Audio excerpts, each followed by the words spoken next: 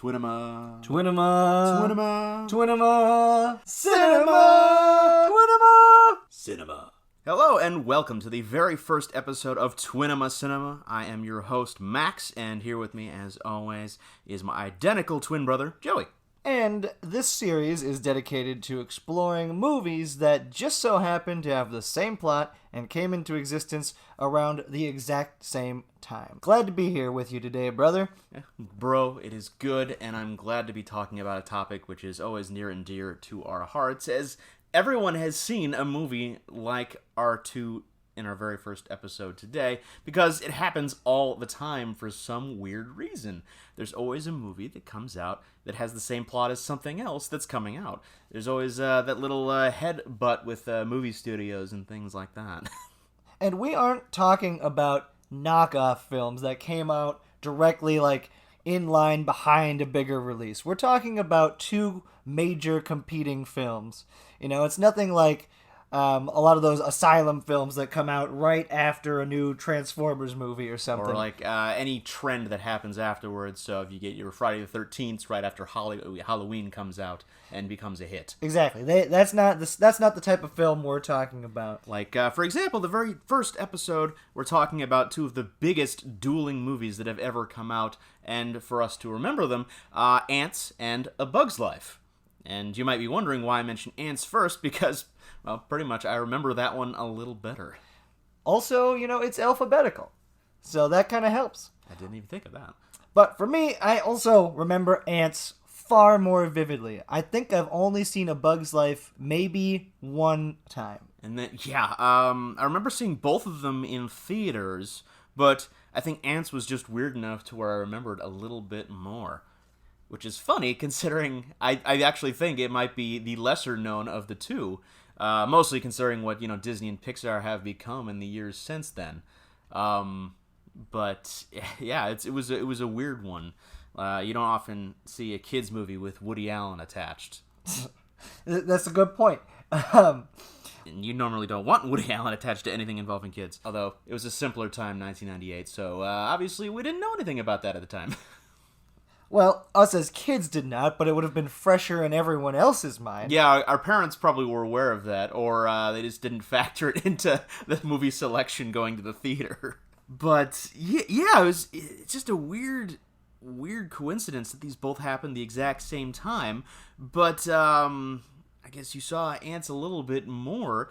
What do you remember of A Bug's Life?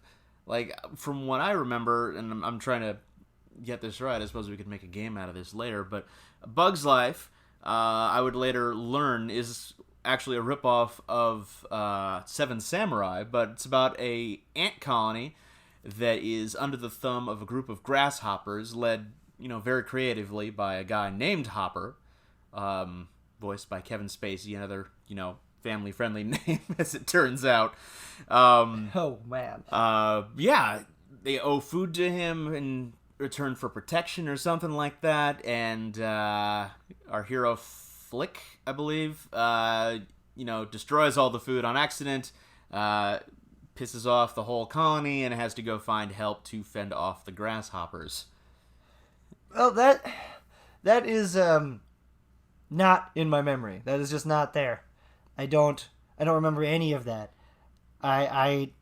All I really remember is that there were grasshoppers, and one of them was named Hopper, and that there's a ladybug and a caterpillar, and they're part of a circus, I think. And then also there's a scene with a bug zapper. And that's really about all I remember from A Bug's Life, which is so fascinating, because you mentioned it, that a lot of our contemporaries remember A Bug's Life a lot more vividly, and I just don't. And I have seen almost every Pixar film. There are 3 that I'm missing. Cars 2, Cars 3, and Dinosaur, I think is what it's called. Or The Good Dinosaur? Good Dinosaur, The Good Dinosaur. Oh, those are the only 3 I haven't seen. It's Disney Plus is definitely going to help us out on this podcast, probably in the future. But the plot of Antz is a little bit different.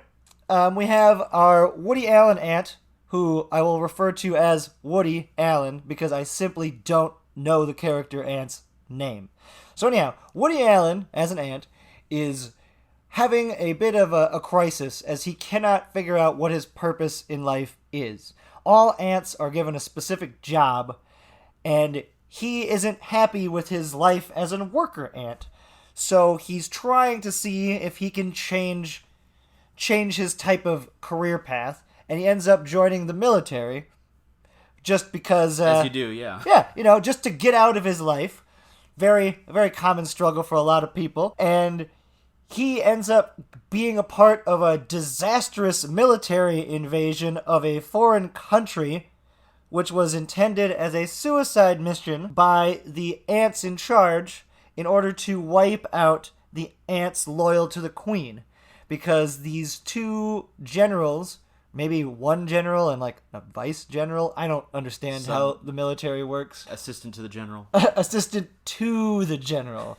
But voiced by Gene Hackman and Christopher Walken, and they are planning to wipe out all the ants loyal to the queen, so they decide to go on this mission to invade a termite colony. Which are just terrifying, if I remember correctly. Oh my god, they are like way bigger than ants, and they're scary. And they spit acid? They spit acid. Which, what? And so in this kids movie, we have a military invasion that is entirely meant to fail. And we see carnage, we see ants ripped apart, we see termites speared and just dripping. It's quite amazingly horrific. And then Danny Glover is there, which just adds all kinds of confusion. Yeah! He has a sequence where he gets his head ripped off, and like his head's the only part of him that survives. And it's still talking. So then Woody Allen ant is the only ant to survive this entire thing, so he comes back a war hero as the ants have won over the termites 1-0, which is quite an amazing hero's welcome. And then from there, I think they figure out that he's not a war hero, and then he goes off on like a romantic journey with the princess ant, or maybe he kidnaps the princess ant? And it might be accidental, I'm trying to remember. I know it involves like a monolith and a drinking fountain of some kind. Yeah, they go to like this, it's like the land of red and white, I think, because it's a picnic blanket. And there's waspy wasps, which is a concept that is way over a kid's head, but is clever now that I think about it. Yeah, and then there's that song. What is it? Bridge Over Troubled Water? Is that the song? Oh, God. I think it doesn't matter. The song and the sequence are in my head, and I just can't place the title. I think that's it, though. And then somehow they come back, and then somehow they save the day as it's an animated movie. Because, yeah, there's not going to be an American-made animated movie specifically. There's not going to be a bad ending. Exactly. Yeah. They can't afford it, Not when you're going toe-to-toe with Disney. Yeah. And I think that was the idea, if I remember correctly. But we'll have to delve into that as well, because as part of the podcast, we're going to be watching the movies back-to-back and, revitalizing our memories on there. But we're also going to be offering up some facts, how some of these movies came to be competitors. Exactly. Because from the perspective when we're watching the films, you don't often think about why they are so similar or how that came into being. For these two, it never even occurred to me that there could have been a reason that other than, oh, that's a good idea. Let's make a film that's similar to that. Whereas, I don't know all the details, but I know there's a lot more going on with why this one happened to be the way that it is. So yeah, we'll offer some insight there. We'll just shoot the shit as we go along. Yeah, we'll go off and watch those, and we'll be back in a little bit. All right, we'll see you in about 4.5 hours. 4.5 hours. Let's go watch some kids' movies about ants. Let me tell you how things are supposed to work. The sun grows the food, the ants pick the food, the grasshoppers eat the food. It's a bug-eat-bug world out there. Beneath our feet lies another world. Why'd I have to be born a worker? In case you haven't noticed, we ants are running the show. We're the lords of the earth. From the creators of Toy Story, Dreamworks Pictures and PBI present a Pixar Animation Studios film. You received word that the termite enemy has mobilized. Exactly! We can find bigger bugs to come here and fight! Why don't we just try and influence their political process with campaign contributions? Run for your life! switch places with me. This is the only way I can see Princess Bala. Oh, boy. Ta-da! Hey, cutie! Want to pollinate with a real bug? I've been kidnapped by the village idiot. I know almost exactly what I'm doing. Circus bugs! I thought you were warriors. Bada bing, bada bip, bags himself the princess. You think this is a game? It looks like this is it. Just when I was starting to like you. For the colony and for oppressed bugs everywhere! Antz. This guy's crazy. Hey, turn your butt off. A Bug's Life. Welcome back, folks. We have just watched Antz and A Bug's Life. And, yeah, we're gonna go over it with you. Yeah, we got some thoughts. Which of the films did you see first, Max? I watched Antz first, because it is the one I remembered the least. Ah, gotcha. For me, I also went with the one I remembered the least, which happened to be A Bug's Life. What were your thoughts, having not seen Antz in such a long time? I actually was pleasantly surprised. Both of the movies, still pretty fun. Yeah, for me, I really enjoyed both of them for different reasons, but Bug's Life, having known so little about it, I just couldn't remember. It blew me away by how central it is that they're ants. Like, I completely forgot that it was about ants, because it's A Bug's Life, not ants, and it really messed with me. Whereas Antz, it's definitely about their bug's life. I know, let that sink in. And, yeah, Bug's Life is also really interesting because it definitely relies on that type of humor. A Bug's Life definitely uses more visual gags and is a little bit more punny in a lot of ways. Whereas, Antz is a little more clever and subtle. Yeah, there's a lot more wordplay. I mean, it is essentially a Woody Allen film that's animated. And it is, when you say that, you're not even kidding. It starts out with a monologue from Woody Allen with the Manhattan skyline that later turns into blades of grass, but you think you're watching Manhattan. Yeah, and it obviously is starring Woody Allen, so it's just, it just plays like a Woody Allen film that's animated. And as you mentioned before, a Woody Allen film that is directed towards kids. It's a PG-rated film, so it doesn't have quite the explicit content of some of his other stuff, but it is way darker than A Bug's Life. Yeah, A Bug's Life is very much of a cotton candy variety, whereas Antz is kind of a Sour Patch Kids type of movie. Oh, I like that. That's good. When we're talking about kids' movies, that's a great way to signify the difference. But that's also a good way of, defining your movie-going experience as well, as the G versus the PG. The PG ones are probably going to be the ones you remember the most. They're also the ones that might scar your kids. Yeah, they're really riding that line very effectively, which is also really trippy because you got to remember that Jaws is PG. And mostly at that time, though, just because they didn't have a PG-13 available, otherwise it would have gone straight R. Well, yeah, but I'm just saying, it's technically also a PG. We're not going to go into that any further. We're too big of movie nerds to roll down that train. This is a dueling movie podcast, not an MPA podcast. We can do a whole other thing on that one. But it's always worth mentioning on this podcast, what'd you like about these movies? They're still good, but what was good about each of them? All right, I'm going to start with A Bug's Life. And the first thing that stood out to me was it Flick or Fleck? What's his name? Flick. Flick's hat. His hat. It was so simple, and the design of his little leaf grass hat made me so happy. And it was little touches like that really got me in A Bug's Life, is they just used a lot of things very effectively in it. Just like the design of the town that they go into, or the fact that the flea, is his name Flea? PT Flea. PT Flea. Because he's a circus flea. Yeah, that tracks. PT Flea's circus train is animal cracker boxes, and those kinds of elements really stood out to me in It's a very lush and well designed environment, and it's awesome with that too because it's Pixar's sophomore effort, so they learned a lot making Toy Story, so they have a lot more tricks and style they use with this. So there's a lot more weather effects, mist, rain, there's a lot better lighting and better camera movement within the animation. Yeah, there's some pretty crazy camera movements in a lot of these scenes. And it's just one of those things that you don't realize till you compare it to something like Antz, which is, obviously the same style of film in a lot of ways, but it's just shot so differently. It's even shot more like a Woody Allen film, because Woody Allen doesn't do too many crazy camera moves. Yeah, mostly you have to imagine this virtual camera is on sticks the entire time. Exactly. Like, there's not a whole lot of movement, although there are some great movement scenes. It's just not consistent throughout.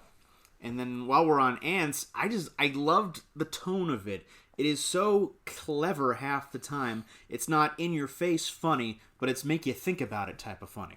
It's one of those things of they've moved on to the next joke by the time you get the first joke. And that's just how the whole movie plays. And there's even a couple scenes where that's literally what Z is doing, is he just keeps making the jokes. And it works for me. And then it's just interesting because Woody Allen as Z is just Woody Allen, which is so bizarre to think of in an animated movie. Yeah, that is something that is fascinating. And I think you had, wasn't he supposed to be in A Bug's Life? Yes. Originally, he was going to be in Bug's Life before they had to go with Dave Foley. And Antz poached him. So they just literally stole Woody Allen. They basically, it's like, hey, we have our, better Bug movie, only you can talk like yourself, and we'll probably pay you more. Basically, Woody, we're just going to make whatever movie you want to make, so come over here and we'll do that. You can knock out your recordings in 3 days. It'll be super easy. Because Antz basically just exists purely for spite. Well, that's a pretty solid motivator, I gotta say. And yeah, it basically goes back to a duel between Jeffrey Katzenberg and Michael Eisner, both when they were working at Disney at the edge of the 1980s under Frank Wells. And pretty much they were both raring to take over Wells' job when he retired at some point. But he actually died in a helicopter crash. Michael Eisner takes over the top spot, having actually promised Jeffrey Katzenberg to bring him up with him, and he does not. And Jeffrey Katzenberg is righteously pissed at this point. Yeah, that makes... if you got passed over for a promotion of that level, and then not only passed over, but kind of stopped in your tracks, it's gonna piss a lot of people off. I don't fault him for that. So ultimately, Jeffrey Katzenberg is forced out of Disney, but not before hearing about Pixar's future plans from Eisner at some point, including one that is pretty much ants versus grasshoppers. So what's he do? He gets up with Steven Spielberg and David Geffen, and they form DreamWorks SKG, along with their own animation division that Katzenberg will head, and he starts his own Bug movie. That's baller, man. It's that's the kind of pettiness that I love, is taking something to a whole grandiose level. You know what? You're making this movie. I'm going to make a better version of the same thing. And it's the stuff of Hollywood legend, too, because Katzenberg actually beats Pixar and Disney to the punch. Really? So Antz came out first? Antz came out in the summer of 1998, nearly 6 months before A Bug's Life did. I didn't know that. I mean, I guess that makes some sense for my personal experience, but I didn't think about that. And in a way, though, it kind of shows, because as far as the design elements in both movies are concerned, Antz is a little more angular. They didn't soften the edges like the characters in A Bug's Life did. Whereas Bug's Life, you have ants that are well-rounded and cute and merchandisable, but it's also interesting because they only have 2 legs, whereas the ants in Antz have 6 legs, and pretty much everything is anatomically correct. That's a good point. I didn't actually think about that when I was watching them. There's a couple of great moments in Antz where you really are hit home, like the dance sequence, where you can see them using all of their legs. But in terms of A Bug's Life, I didn't even register that they were only walking on 2 legs, or that was weird.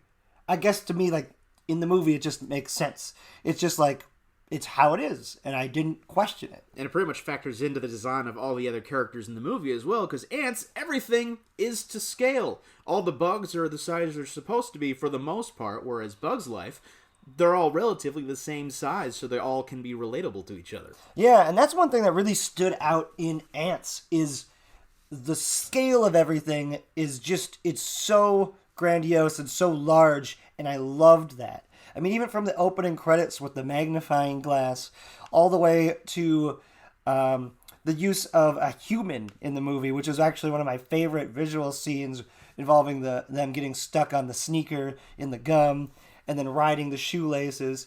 But there's just so many very large zoom outs and zoom ins to give you the scale of these ants compared to everything else. Even so far as having them interact with matches for their firewood. It's just, there's so many different moments like that in Antz that really showcase how small and insignificant they are in this gigantic world, which is one of the key story elements of the whole thing, is Z just feels lost, feels completely useless, and he's just wants to stand out and be unique in this gigantic world. Which is interesting because it's almost the polar opposite of Flick's goals, because he wants to blend in and be accepted in his ant society. Yeah, and that difference is really kind of the heart of both of these films, is they may be very similar characters in some ways, but their goals are dramatically different. And I think that's a major factor of the society that they live in. Yeah, and it's always interesting, too, because Bug's Life is very much aimed at a society similar to, let's say, Middle America. It's, let's say, a single colony of ants that actually chooses not to interact with the outside world. They know there's a world out there which they can get help at, but they choose to stay on their little island, whereas ants, they're literally in the middle of Central Park. They have foreign relations, be it good or bad, with the termite colony. They know of other bugs, and there's diplomacy of some kind. Yeah, and in Antz as well, I'm not sure if this is entirely part of the story, but it works really well, is there are literally thousands of ants that we see. In A Bug's Life, we never get that scale. It's alluded to a little bit, but it is a much smaller colony.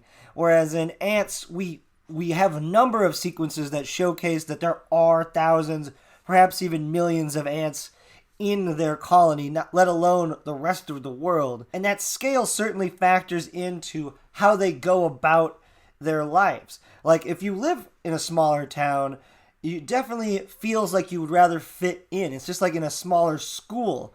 You know, in a smaller school, there's just such a small circle of people that you feel as if when you are the outcast, you're completely alone and separate from society. Whereas in a larger school, everyone who is the same is not unique or interesting, so you just kind of blend in with the background. And you're obviously going to try to stand out. And this is all interesting as well with the world of ants. And we have to emphasize Antz. It's with a Z, because it's cool. Yes. Also, the main character is named Z. But in the world... Yeah, now it makes sense now, right?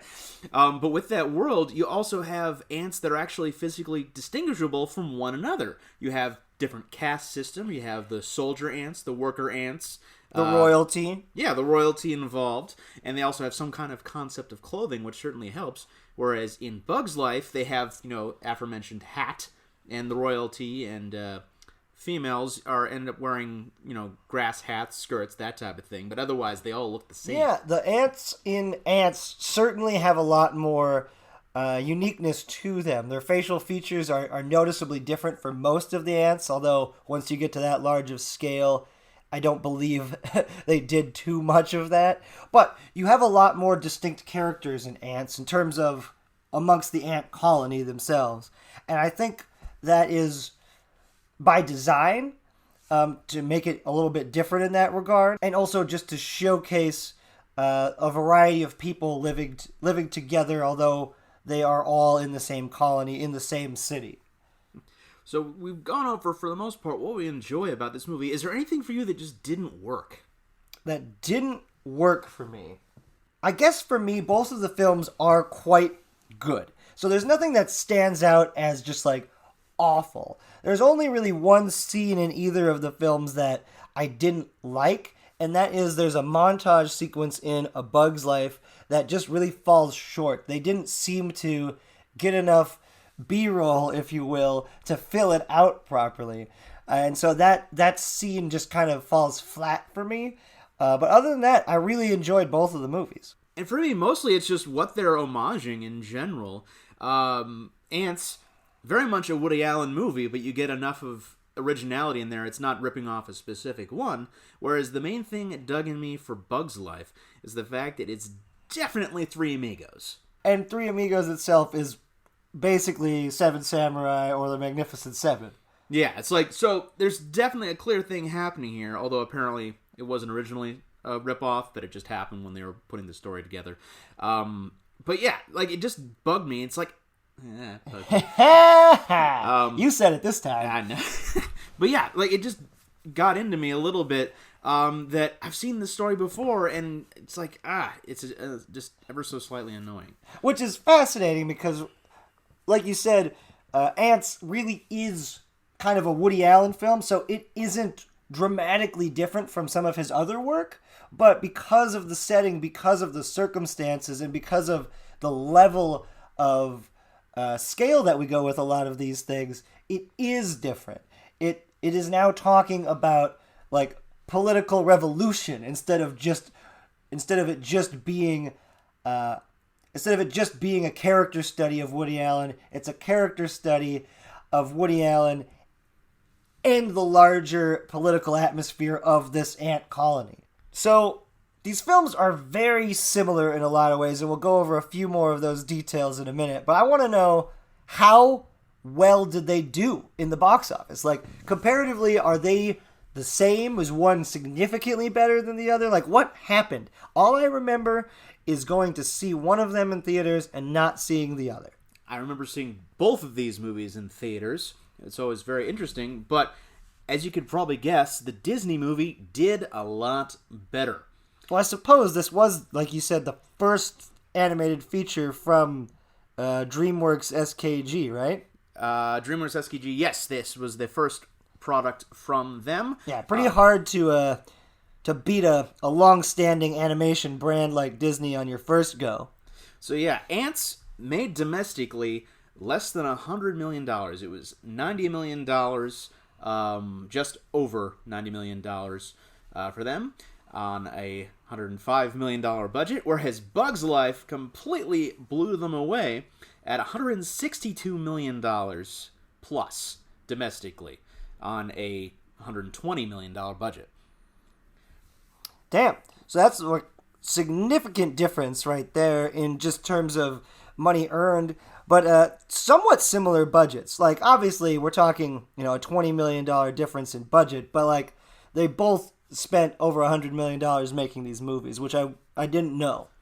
So Bug's Life wins at the box office, which is very curious because Antz is better received.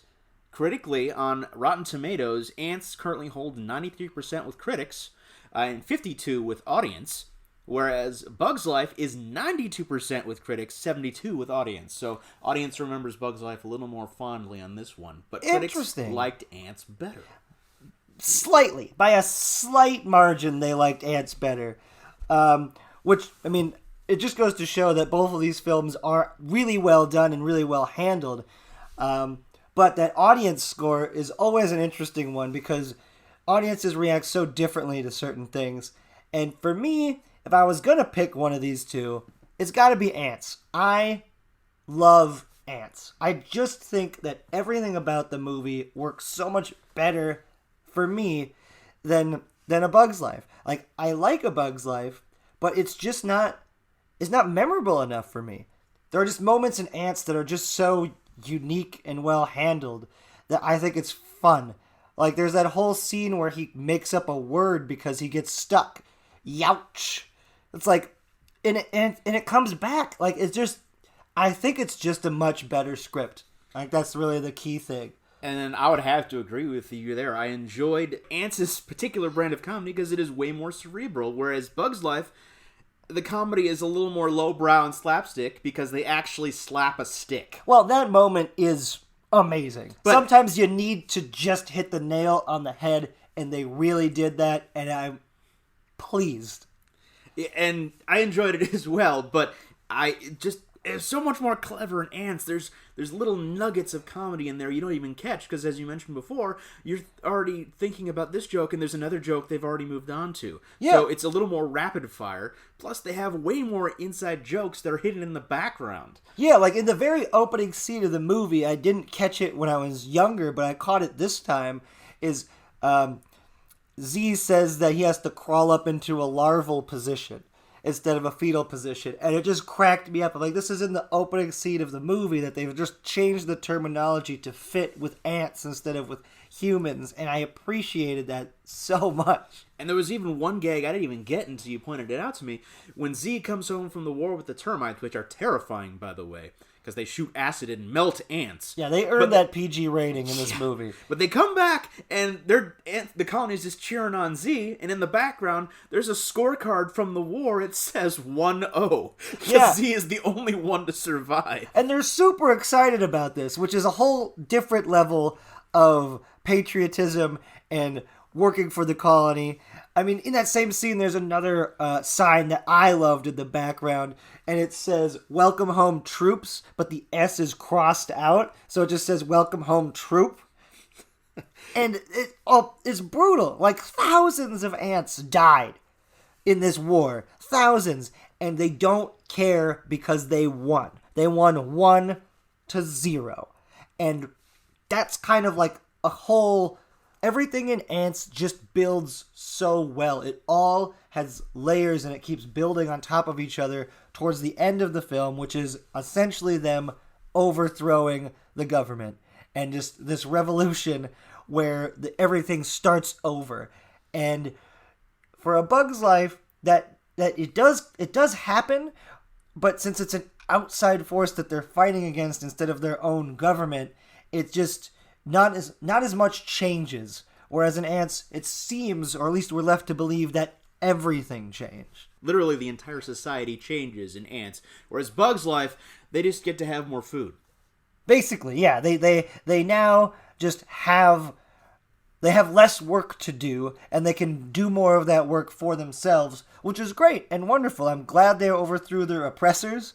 That is a good story. I think that's the way that that story should play out. I just think it's more interesting that it's the government that's oppressing them in Antz instead of an outside force. So coming out of this entire thing, a lot of this stuff is fairly similar, which is going to happen with these types of movies, and is kind of the genesis for this entire podcast. Yeah, exactly. Not only did they come out around the same time, they have a very similar story. Like, both of these two movies have a very, very similar plot structure. All right, so let's go down the line here. What do we got? We got an ant that is an outcast. Yeah, an ant that is an outcast that wants to strike out on their own. The difference that we have here is that one wants to fit in and one wants to stand out, but they both end up leaving the colony at some point to go out and search for something beyond their colony. With Flick, he's trying to bring some heroes back. Well, actually, no, that's a good point. They both do find something outside their colony. They find other bugs, other creatures. One in a city and one in we're just going to call utopia, it a bug commune. Yeah, for the most part, and they're all living together peacefully. Just different types of bugs, I suppose. One, you get fighting bugs, or supposedly warrior bugs to come back and help in A Bug's Life. Whereas you have a drastic difference in lifestyle for all the other bugs in Antz. You literally come across some wasps that are wasps, which is just hilarious writing. And you got hippie bugs who kind of just hang out and do nothing. Yeah, you really find this commune as like the ideal insect as the ideal in Antz, this insectopia. Whereas in A Bug's Life, they go to a city, which is just this hustle and bustle and this very much stereotypical version of what a city looks like. And there he finds the circus bugs and tries to bring them back. I think another huge similarity we can't forget about is that they're both in love with princesses. Yeah, there's both royalty involved, as is an ant colony, but they both fall for the princess and end up making it with the princess. Yeah, and they after their little journey out to the separate area, they come back home to save the day. They both come back home in order to save the day. And they both end up succeeding using some of the things that make them unique. And they both intersect as far as comedy is concerned as well, as they both involve a gag with Bugs getting fried by light in various ways. In A Bug's Life, you have the very famous "Don't go into the light" part before he gets zapped by a bug zapper, whereas you have a couple ants getting fried by a magnifying glass in Antz. Yeah, and I think although the scene in A Bug's Life is way funnier, that visual is just so good and it cracks me up every time. I mean, it's a trailer moment. They used it in the trailer because it just has that punch. The scene in Antz has way more influence on the plot. It actually is the reason why they're able to escape. Without that magnifying glass, they don't get away from the soldier ants chasing them down. Whereas the bug zapper bit is just a cutaway gag. It's funny as hell, but it is ultimately useless as far as the plot's concerned. Yeah, and it doesn't even involve characters that have any other moment in the movie. So it is literally just a cut to clouds moment. And one key similarity is the villains in these films. In both of these films, we have these villains who are oppressors, and they are putting their needs above the needs of others. And they're really trying to dominate each respective society, although in drastically different ways. Whereas you have Hopper, voiced by Kevin Spacey, definitely trying to exert his will and just get everything he wants. Whereas General Mandible, voiced by Gene Hackman, is very much into the ethnic cleansing portion of villainy. Yeah, it's definitely a difference of scale, and one is PG and one is G. So there's a lot more going on in Antz in that context.